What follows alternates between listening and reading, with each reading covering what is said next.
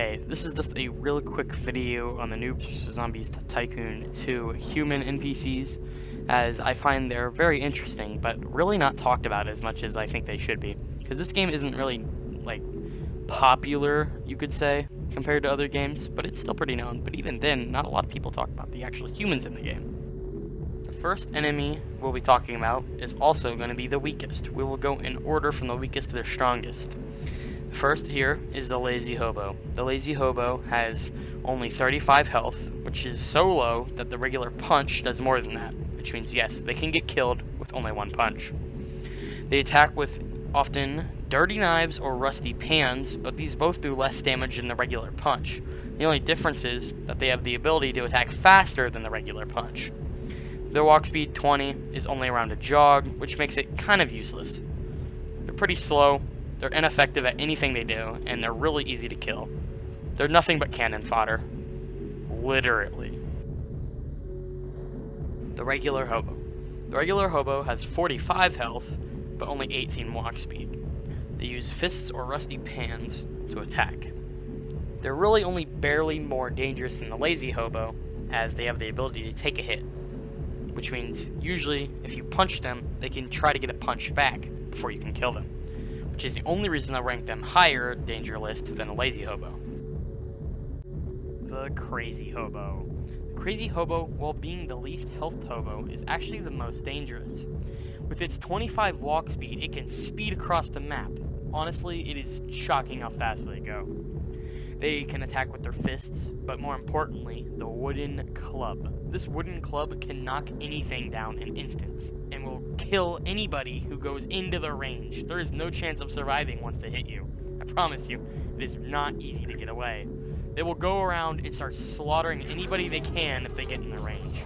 This is a horribly, horrendously, unplayably unfair, overpowered hobo, and I really don't know why they added this. But it does mean that the hobos aren't completely useless, so maybe that's the reason. Casuals. They're usually very simple humans, wearing more city casual clothes, like short-sleeve t-shirts and jeans. They have 40 health and 16 walk speed, which is very low in this game. They often don't care much about their own survival, and this is notably found in the items they carry. Like crowbars, bats, and wooden planks, which are usually just seen around places, they most likely grab them in a last-ditch effort to have something to protect themselves, but really don't care. They're often seen with pistols, but are usually reserved for other casual variants, which means you probably won't see guys with pistols that often. A little untalked about topic is the fact that the houses they live in spawn guards every 7 to 8 minutes, but whenever you go into the little wheat fields, whatever they're called, I don't know, they spawn every 7 seconds or so. With no scene limit, I've taken around 15 to 20 casuals and attacked around 5 survivors. What's even crazier is the fact that the casuals lost almost everyone, and the survivors killed them all without any casualties. The casuals are obnoxiously weak, with the average casual having 40 health and the average survivor having 95. There's really no debating on which team is winning over this war. Casuals are really weak and almost no threat, but other variants might be. Let's go into the next one. Edgy casuals. These casuals are an upgraded version of the regular casual.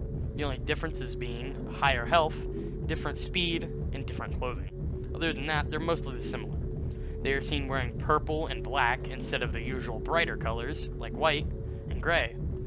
Even then, they usually have the exact same attack methods and other things. They usually talk the same and don't really act that different. The only difference is lore-wise is they try to act edgier and cooler to gain popularity, but other than that, they really aren't different. Hip casuals. Yep, these are the real cool casuals. Unlike the edgy casuals, which attempt to gain authority, hip casuals are usually chill and hang out with each other, often being the ones that start parties and the fun events. They have health of 65, a walk speed of 18, and only attack with guns like the Glock E or M20. They're slightly more dangerous because of their high health and ranged attacks, and usually spawn in small groups. So, you probably are going to have to get ready for some ranged warfare, or rush in with a sword. Oversimplified, casuals are just a small group of people who really don't care about their own survival, and in general, are really weak. The weakest of pretty much nearly all the humans other than hobos. But even then, they usually lose to hobos if there's enough of them. So, I would not really count these guys as effective fighters at all, and they're really just there to serve as, well, free loot. Moving into a new faction again, we get the new Survivor. These survivors have a health of 95, being a genuine threat. They're often found with only pistols, machetes, or metal bats. They have a walk speed of 16. Now you might think that these guys are easy to kill, but once you find one with a metal bat, you're gonna find out real quick that they know how to use that. Half of these guys are probably in like some sort of sports and beat the crap out of anybody they found, dude. I swear, that metal bat counters literally every weapon. It's so annoying. It's probably just as powerful as the wooden club. I seriously do not know how it's that overpowered. Casual Survivor. The Casual Survivor is pretty similar to the new Survivor, with 10 extra health and replaces the machete with the MAC-10. They really aren't that much better, but lore-wise, they would be better at aiming and more expert survivalists. Like most human factions, this last one ends in a trio. The Expert Survivor is the highest ranker of all survivors, a health of 115, which is 20 more than the default Survivor, or the new Survivor. With a walk speed of 22, they can jog around pretty far distances and get ahead of most survivors. With a MAC-10, no matter who they are and where they spawn, they will always have the MAC-10. They will slaughter anything in their way if they land all their shots right. Because of the low damage, they must hit all their shots, or they're pretty useless. So don't expect them to be that hard of a fight, but really do not walk up towards them like you're just saying hi. You will get slaughtered. Survivors are probably my favorite of all of them, and it's mostly because of their clothes, the way they talk, and just the things they do are more realistic than I'd like to say about any other. You know, rebels make sense, but how would they get all their weaponry? I mean, militiants make sense. That's obviously legit. But, you know, casuals just kind of seem stupid. And the survivors are the perfect middle ground of realism and cartoony. I personally don't know why they don't have more of a show, but they usually dominate the battlefield in human v human combat, so I like seeing them all around. Give me your resources! From this point onward, the humans you are fighting are not going to be simple and easy to kill. These are armed professionals who usually have experience with the guns they're using and aren't playing around. They aren't there to survive, they're there to win a war. So get ready. You are about to fight true soldiers. And the first one we have here are rebels. These rebels are mentally deranged, completely mentally deranged too. They will kill anything for any reason, anyone, any why, anyhow. It really doesn't matter. There's no way to describe how insane they are. It's even unknown how they even got together, considering the fact they're so violent. How did they even friend each other? Anyway, they are crazy and kill anything they can as violently as they can. Their plan is to take everything down. They're in grades. The first grade only has carbines and tasers, which makes it much easier to slaughter people, and they can't fight back. Isn't that convenient? The second rebel grade, which is actually self-assigned, gives slightly more health and slightly more walk speed. They have 2 different guns they can spawn with, keep their taser, and usually have more clothing on than the usual rebel. The final rebel grade has an insane amount of health, a really quick walk speed, a lot of different weapons to choose from. Riot shield, switching out the taser for a Molotov, and 2 different kinds of guns.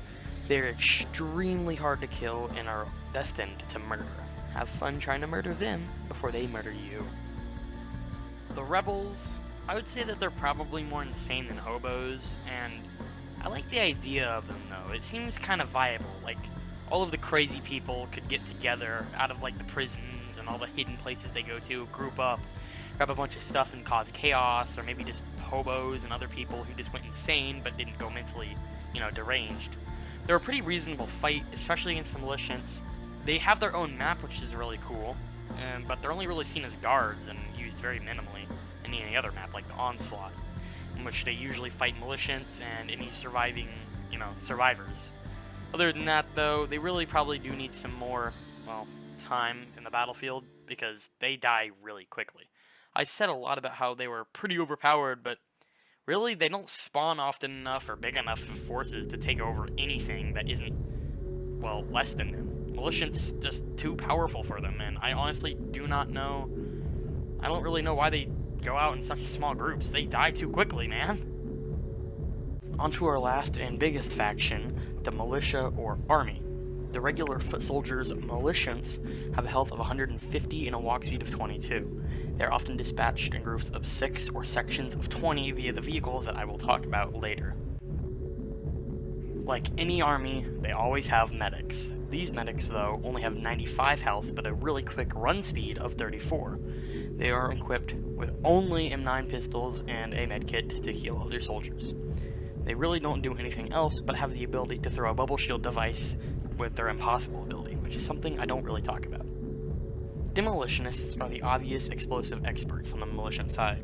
They have a health of 25 and a walk speed of 18. They use a militant law, a rocket launcher, and a pipe bomb, and they often have an M9 on the side for whenever they run out of explosives. Deployed with the other platoon of soldiers on the Osprey, they usually do major amounts of collateral damage. With all of the extra gunfire, they are a major threat and should be one of the first things you try to shoot down. The Sergeant. The Sergeant is the battlefield commander of all militiants. They have a deagle and a radio, which can call in Fighter 35 airstrikes and obliterate everything in the path.